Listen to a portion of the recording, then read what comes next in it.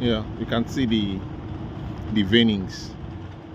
Look at the veinings and look at the oxidations there, and you can see a lot of iron activities there.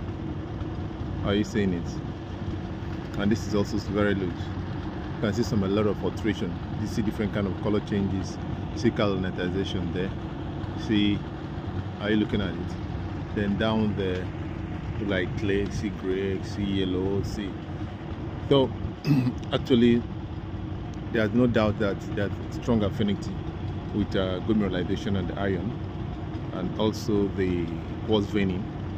Everything here is running northeast, and you can see that the kind of a parallel, like parallel running veins and veinlets all in the same direction. This is just at the depth of